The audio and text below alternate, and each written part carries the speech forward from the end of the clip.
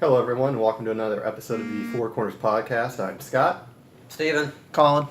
And today we are joined by one of the very best independent professional wrestlers that I have personally had the pleasure of watching perform on the independent circuit, and that is Mr. Anthony Toatele. Anthony, welcome to the podcast.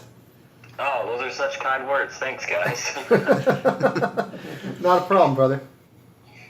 I think before we get started here, Anthony, is there anything that you would like to promote before we get started here, like any social media or merchandise deals?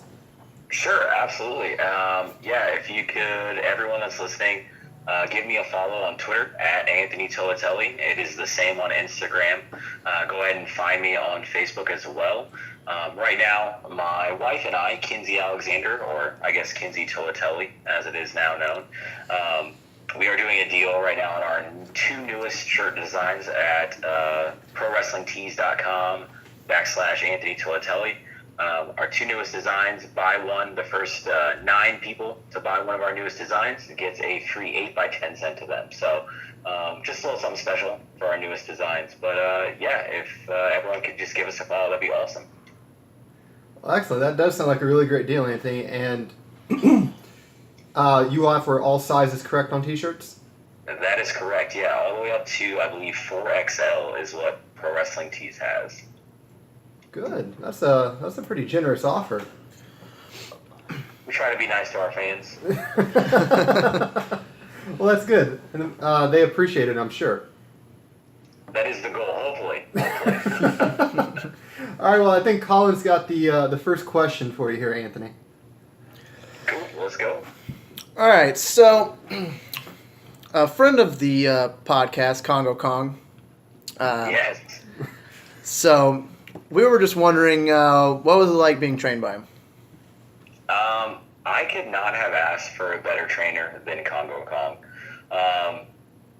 Realistically, he is by far one of the best trainers in the Midwest. I know that there are a lot of bigger name training schools, if you will, and maybe some bigger names out there on the independent scene that are out there training. Maybe not today, since now he's a big Impact superstar and whatnot.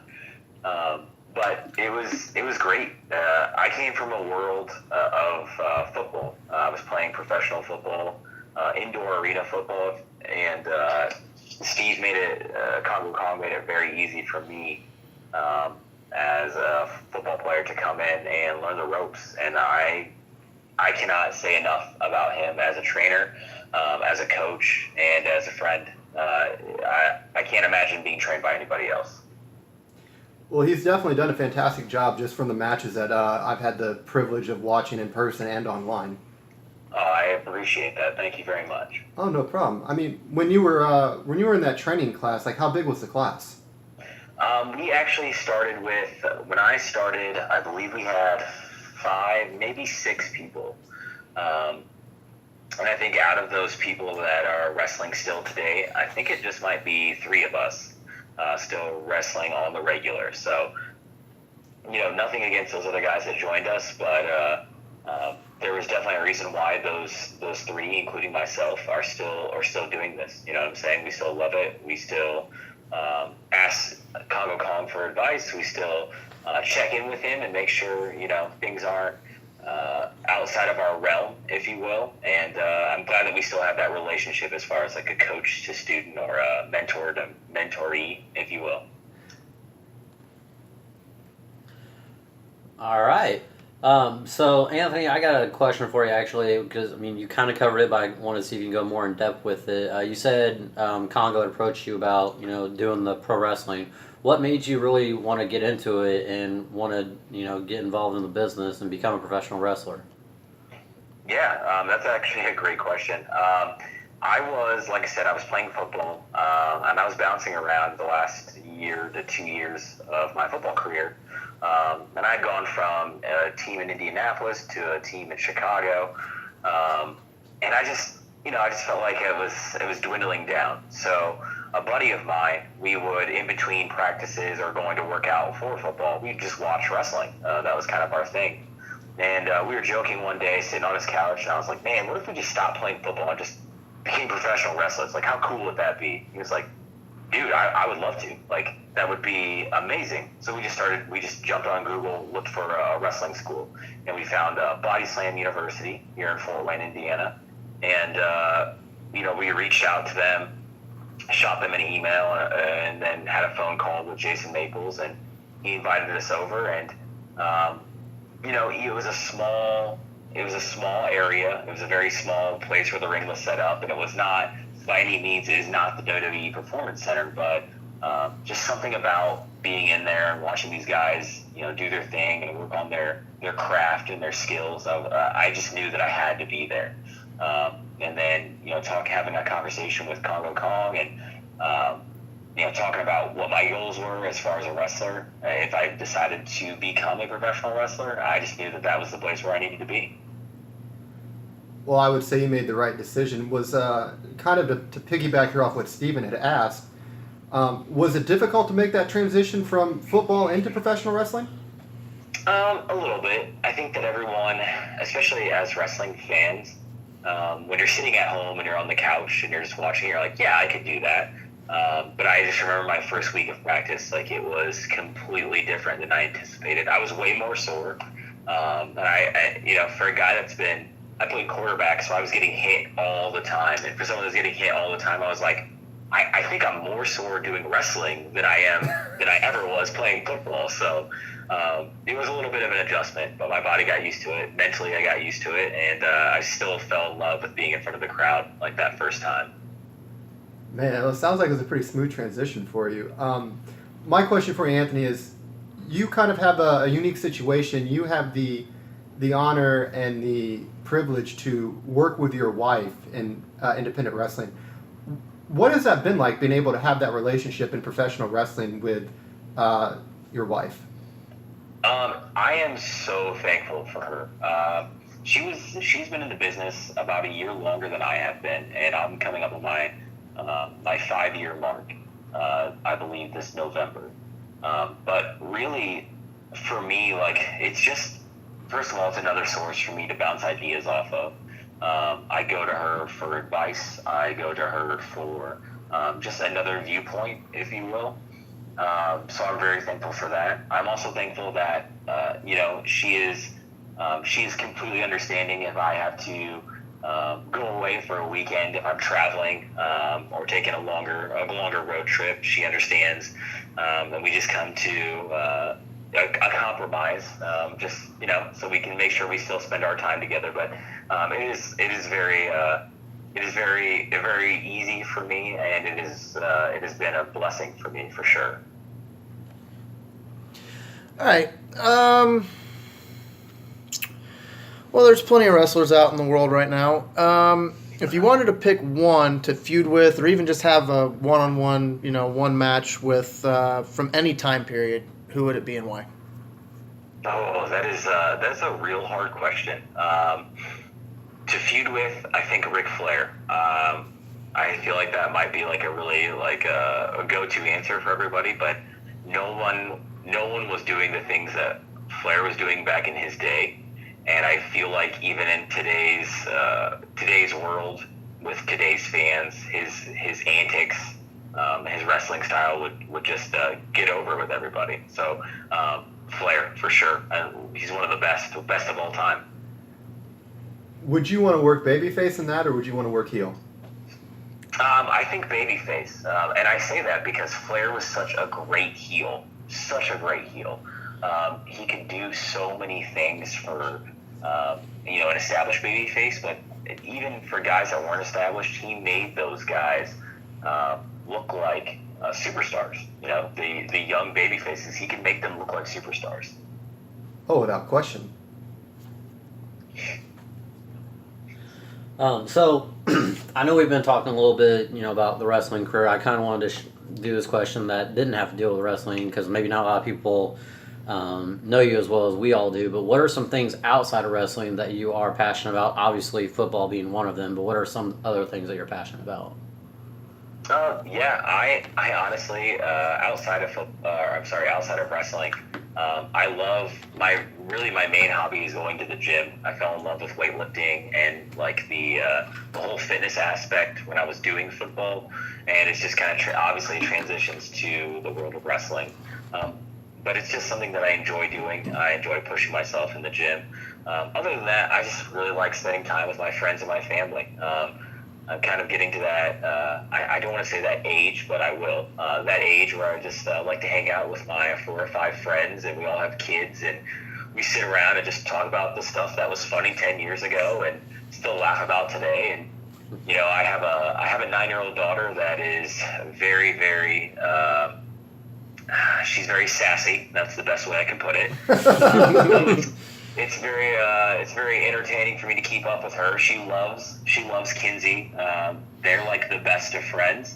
They hang out all the time, and so I'm always like the odd man out, which is fine. I get it.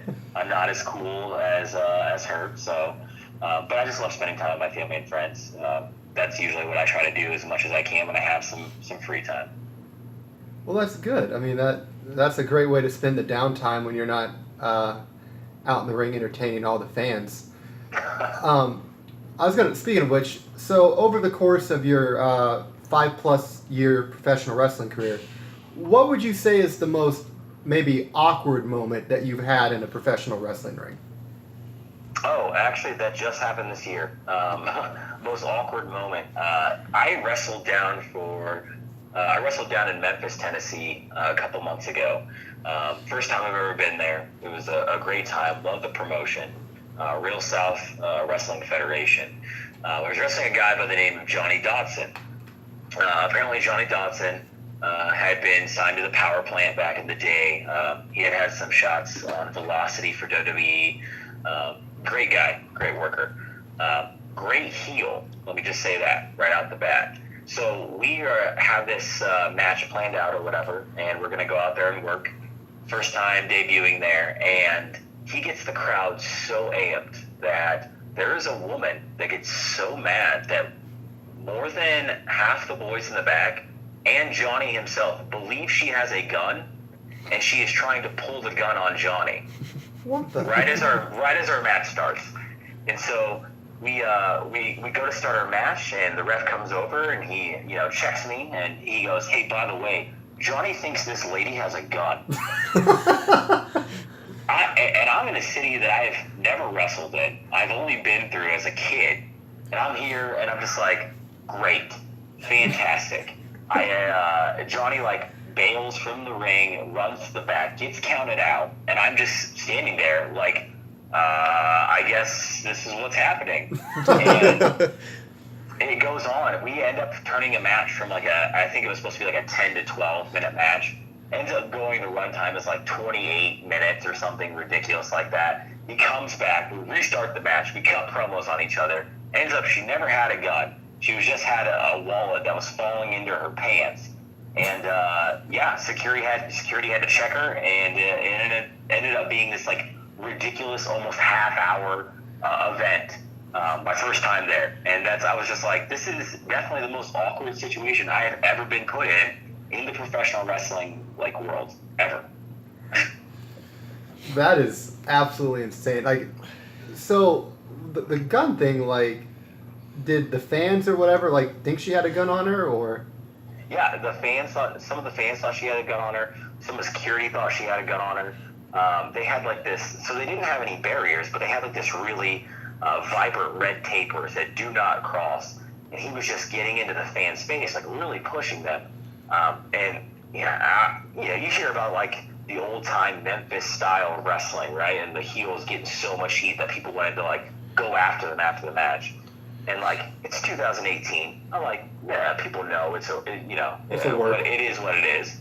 We have the internet, and no, down there, man, it is still a show to them. It is still believable. It's still real to them. You know what I'm saying? And she was so angry, just so angry with the things that he was saying. I mean, if he got that out of her, I mean, she probably would have legitimately shot Hadley. Oh my gosh, yeah, she legitimately, apparently, and this is just what I heard from security. She told security, "I don't have a gun on me. I left my gun in my car because I knew that I was going to get mad. Well, props to her. Yeah. She's really thinking ahead on that one.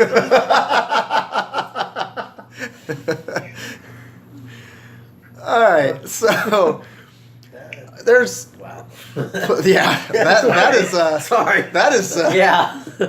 I don't know where we go from here, but Next. to move away from guns if we could. There's all sorts of promotions out there in the world, New Japan, WWE, so on and so forth. Is there any promotion you really want to work for? Like, Yeah, absolutely. I think everyone starts, and when they first start in the wrestling business, everyone wants to go to WWE, and that's what I did. Someone would ask me, and I said, "Oh, my goal is WWE." I would love to go to WWE now, but also looking at my current situation as far as outside of wrestling with my family, my kid in school, and my wife, working on other things. Right now, realistically, I would love to go to Ring of Honor or New Japan. I think we are in a great spot as far as independent wrestling goes. There is money to be made outside of WWE. Guys like the Young Bucks, obviously Cody Rhodes, Joey Ryan. These guys are making a great living, and they don't have to be signed to WWE. And I would just love to be a part of that. I think that if you can do that, and you don't need that huge company machine behind you, I think that really speaks to your talent. Oh, 100%. So yeah, that is my current goal right now. I really want to get to a Ring of Honor or New Japan or both. That's where I'm at right now, and that's my goal. Sounds like it. That's a great goal to have. Great. New Japan Ring of Honor is a great promotion to begin with. So speaking of like WWE and Impact and everybody, promotion wise, is there anybody like maybe when you were younger that you grew up as a fan of that you maybe wanted to emulate in the ring? Oh my gosh, yeah, absolutely. That one's easy. It was The Rock. I always tell the story that the one thing that got me into wrestling. So as a little kid, everyone I feel like every boy just likes wrestling up to a certain point. I have a younger brother. He's 2 years younger than me. We used to like paint our faces, if you will, use my grandma's makeup, her eyeshadow and stuff, paint our faces like Sting, the Road Warriors. And that was all fun and games. But as you got older, we just kind of lost interest. But I remember the summer after my 6th grade year, I was out in Salt Lake City spending the summer with my grandparents out there with my brother, and I turned on Monday Night Raw, and it was the episode where Vince McMahon asked for The Rock to come back and help him in his war against the WCW-ECW alliance. And something about that really just hooked with me. And so I was like, I'll watch next week, see what happens. I had heard of The Rock, so I watched next Monday, and The Rock came back, and just his charisma, his swagger, just everything about The Rock really resonated with me. And so I just made that decision. I was like, well, I want to be that guy. I want to be The Rock. When I go back to, 7th grade, go back to the middle school after my summer's over, I want to be that guy. I want to be that guy at the school. So for me, it was The Rock. I played football because of The Rock. I started playing football because of him. I tried to dress like him when I was in 7th grade with my button-up shirts, my Hawaiian button-up shirts, because I couldn't afford the $300 to $500 shirts he was wearing back in the day. But it was him, just everything about him. And even today, I watch him and just see the things that he did in the business and for the business, and I hope that I can do a fraction of what he's done for wrestling. I mean, you've definitely made an impact everywhere I've ever seen you wrestle, and I have watched, like I said, quite a few matches just to get a little bit more knowledge about you before we had this podcast. And one thing I did want to ask was, while you've been in professional wrestling, and again, you've been all over the United States, you're a very well-traveled professional wrestler. Preference-wise to you personally, face or heel, which one do you prefer working? I really like playing the face, mainly because today's audience, at least to me, and this just could be my own personal opinion, is that there really isn't a face or heel. You know what I'm saying? There's obviously people that do bad things in wrestling, but you're always going to have those people that will, just agree to be different, or agree because they agree with the bad guy's intentions or the reasons why he's doing those things. But I love being a face because I love generating sympathy. I love connecting with the crowd.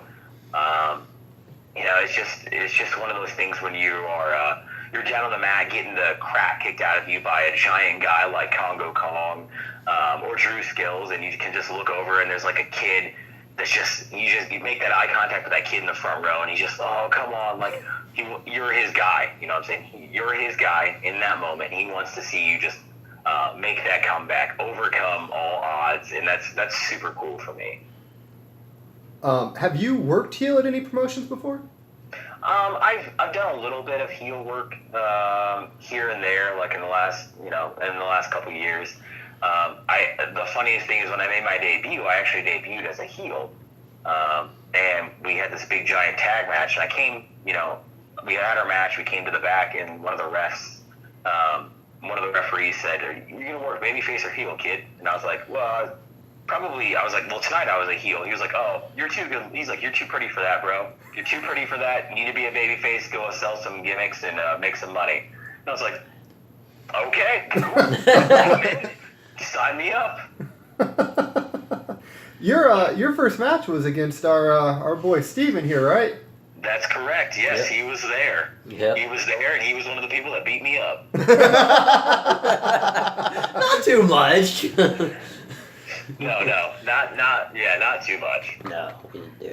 What company was this for that you guys had this match? New Era Wrestling down in Shelbyville, Indiana.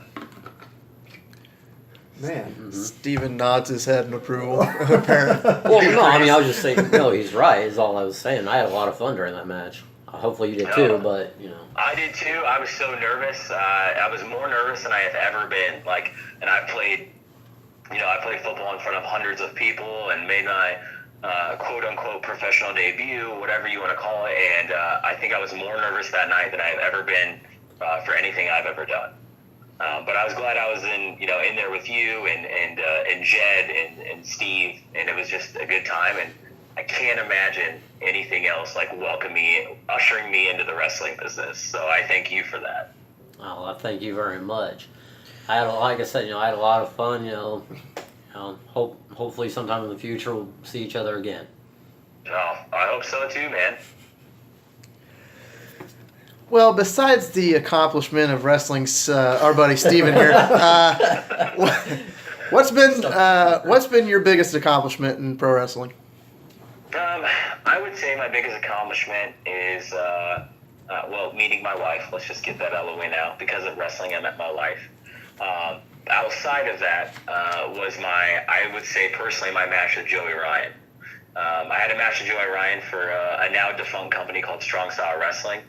And that was like one of the very first matches that I felt like, maybe my name had been tossed around, or some names had been tossed around in the back, talking about a guy's opponent, someone of the caliber of Joey Ryan, and my name came up, and someone felt, strongly enough about me to say, I think he can do it. And that was like one of my very first matches as well, where I thought, yeah, like you need to test yourself against these big name independent wrestlers, someone like Joey Ryan that's been all over the place. And it's one of my best matches. I love watching that match, and I still hear about it today, so it must have been okay, I guess. Few people have been talking about it. Yeah. But that was definitely my biggest accomplishment, I think. Well, that is a pretty big accomplishment to have, wrestling somebody the caliber of Joey Ryan. Yeah, and he's a great guy. I cannot speak more highly of him. He's been... he was great when I first met him. We still kind of connect on social media when we can. And, he's just a super cool, really nice, down-to-earth guy. All right. Excuse me. So one thing we kind of wanted to ask, and myself in particular, you and I both know about going through and putting matches together and, getting moves in order. What is one move that you most definitely want to try to hit during a match, every single match? as probably as average independent wrestler as it sounds, it would be the super kick. I just love hitting the super kick. I think there's when I got older and started really appreciating wrestlers for their work in the ring, I fell in love with Shawn Michaels all over again. And I just loved the sweet chin music. And so for me, I love hitting the super kick in my matches. I think it really just, the crowd loves it. The crowd loves to pop for it. The crowd loves to see it. So yeah, I just love that move. I love to hit it. Well, the nice part is it's one of those moves that you can kind of hit out of pretty much anywhere too. So yeah, and I like to change. I know there's there's just like this stigma right now in like the last 5 or 10 years where everyone hits a super kick and they just now use it for a setup, or they use it for something else to lead to another move. And one of the things that I never dreamed that I would ever use the super kick, and once I started using it, I told myself, that I would never use it in that fashion. I was always going to use it as a finish, or a almost finish, a false finish, if you will. And I still hold true to that. I never want to use it as a setup for another thing unless it's absolutely necessary to tell our story. That's probably the best answer I have ever heard in regards to explaining a move, especially one that does get as much critique as a super kick. That's a damn good answer, actually. Oh, thank you. Oh, you're welcome. One thing I kind of going backtracking here that I wanted to ask about is during your training with Congo Kong or Steve or Osiris, whatever you refer to him as.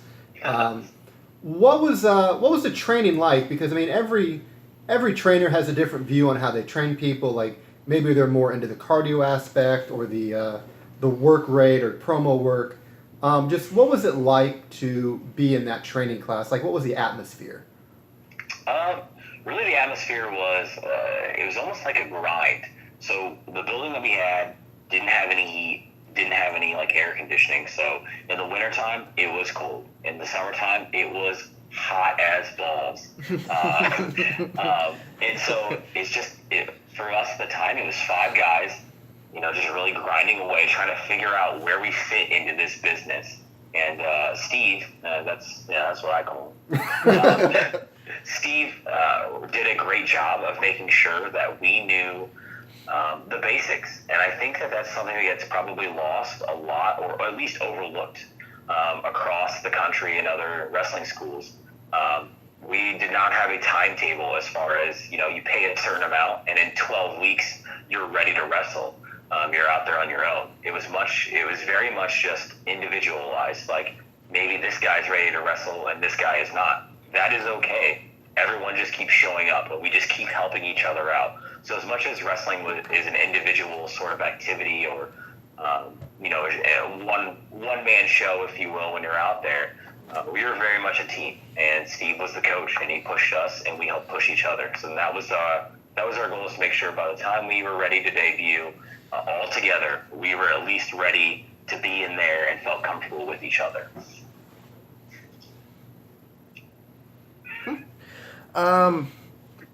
So we talked about the super kick and a couple other moves. I know everybody, whether you watch it on TV or you're actually doing it in real life, always has a move that you always want to try. You always want to do a move. What move that you haven't already done would you like to try?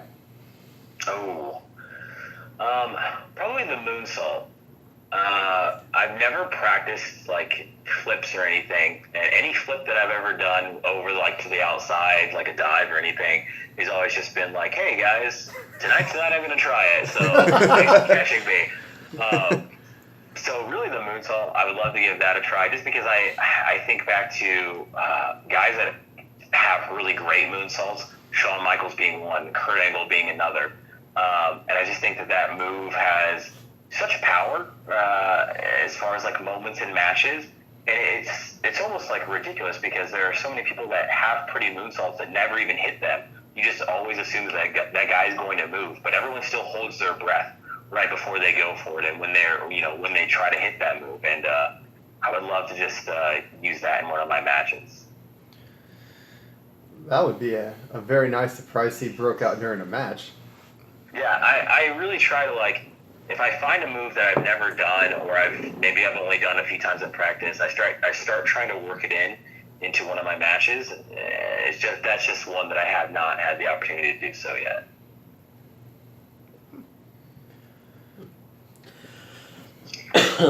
So Anthony, as you started on your 5-year career, I don't know how long you're wanting to do this for. Hopefully for a very long time. But at the end of your career, when it's all said and done, what do you want everybody to remember you for? Honestly, everybody in general, if we're just talking about everybody as far as like the wrestling community or fans, I really just want them to remember me as being entertaining. I want them to remember me that as the guy that did everything he could to entertain, whether that be behind a promo or funny segments on YouTube or whatever that is, matches. But realistically, for me personally, I look at wrestling as a way to show my family, maybe my daughter now. I have another one on the way. My kids and maybe my grandkids, whatever it may be. That no matter what anyone tells you, or no matter what the world tells you, that if you want to do something, you can do it, and you don't have to listen to the naysayers. You don't have to abide by anyone's rules just because people think that it's not for you or it's not a great choice. So really, for me, wrestling is just kind of like a way to start setting that foundation for the future generations of my family, to show them that, hey, this was not a guarantee for me, and this was not something that was easy, and it wasn't something that was handed to me. It was something that I worked really hard for, and I continue to work hard for. Damn. That's a fantastic way to be remembered. What I was going to ask next, Anthony, is there's so many promotions and training schools, as you had alluded to earlier, that pop up seemingly each day. To all the young wrestlers getting into professional wrestling, what piece of advice from your experience would you give them to help best guide them to a successful and intelligent decision-making professional wrestling career? I would just tell them that really build a relationship with one or two or three people that have knowledge of being in the business, and go to them for advice. Because I feel like that a lot of the time what happens is that these young guys get released from training, and like I said, other training schools are different than ours. They'll just teach you for 12 weeks and say, here are all the things you should know about the pro wrestling business. Have at it. And for some people that works. For other people, they just end up being people lost on an island in this ocean of the business.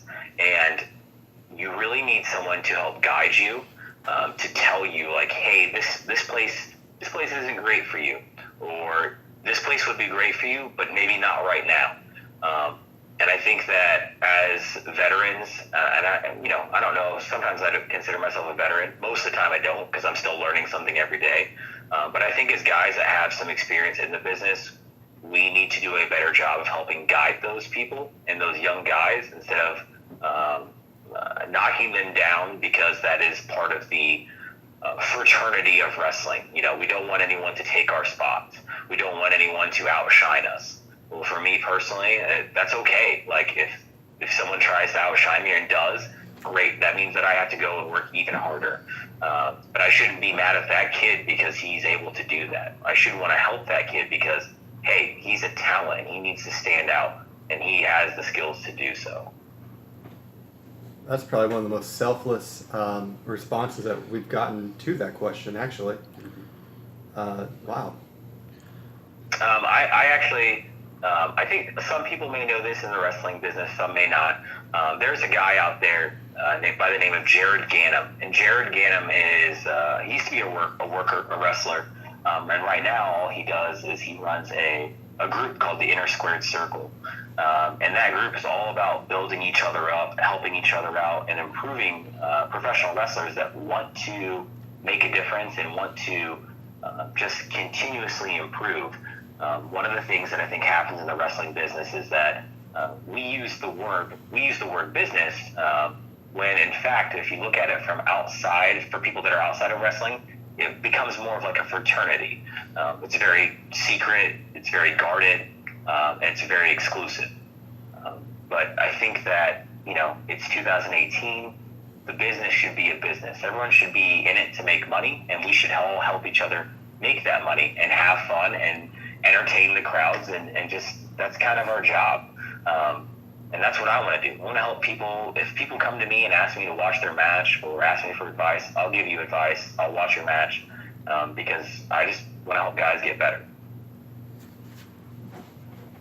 I mean, that's the nice thing about in this business. I mean, there's a lot of guys out there that want to be the best and stand on top of the others, but if there's no promotions or good talent to be in the business, then it's kind of a moot point. Exactly. Well, you mentioned you have a little one on the way, and congrats on that. Oh, thank you. Do you would it how would you respond if either of your kids decided they wanted to follow in you and your wife's footsteps and be a professional wrestler? I wouldn't say no. I wouldn't say no, but I would have my reservations. And I think that my reservations would mainly just would come from the fact that I know what kind of happens behind, in the locker rooms or behind closed doors. But if my kids were really set on joining the business, I would make sure that they are 100% prepared, mentally, physically, emotionally, because the wrestling business can be draining, man. It can be. It can be a grind. It can be it's long nights, long weekends, little pay in the beginning, and you just gotta be able to mentally and emotionally break through that and tell yourself, like, I'm gonna continue to improve so I can move past this point in my career. And I just make sure that they're prepared for the ups and downs of the wrestling world. That's pretty fair. I did have another question here for you, Anthony. This might be the last one here before we go to take this home. You've wrestled all over pretty much the United States, but there's got to be a couple feds that you haven't worked for that you would like to. Is there maybe a top 3 list of federations you would like to work for, independent-wise? Yeah, freelance wrestling in Chicago.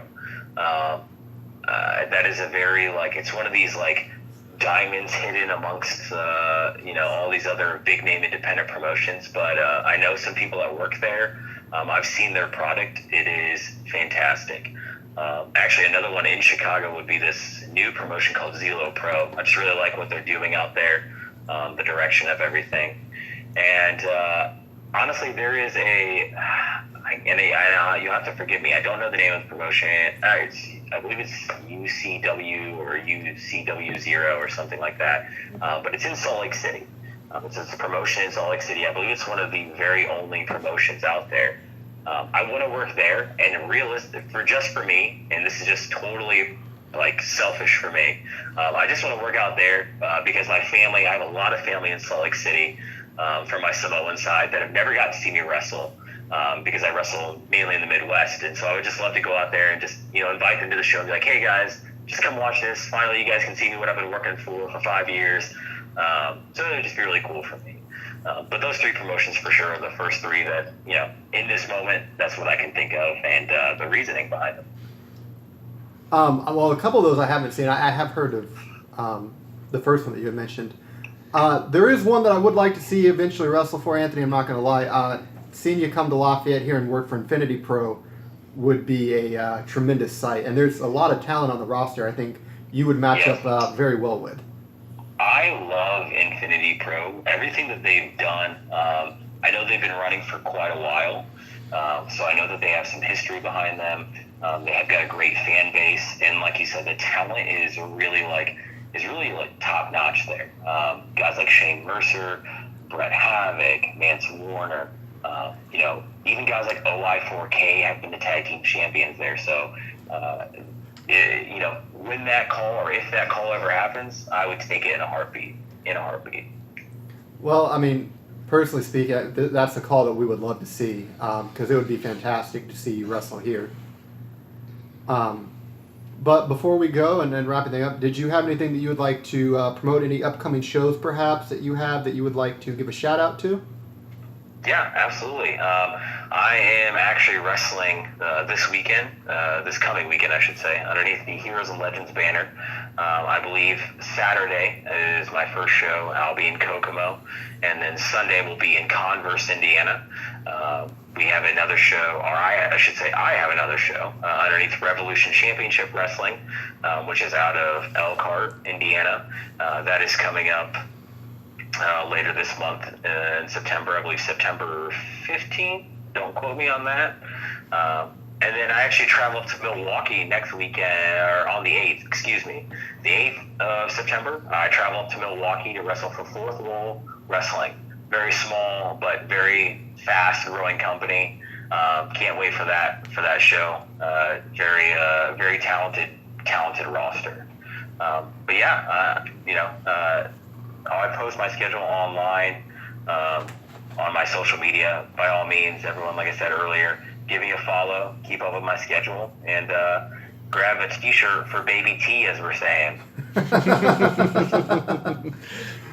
Well, I mean, you definitely have an extremely busy schedule, and we do appreciate you taking time to join us on this podcast for this episode.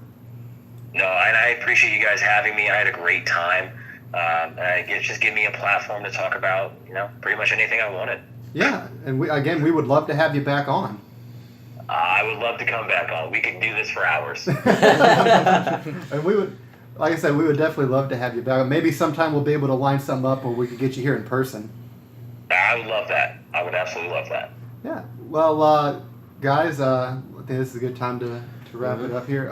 For everybody here at the Four Corners Podcast, I'm Scott. I'm Steven. I'm Colin. And we will see you guys again next week. Until then, take care. See you.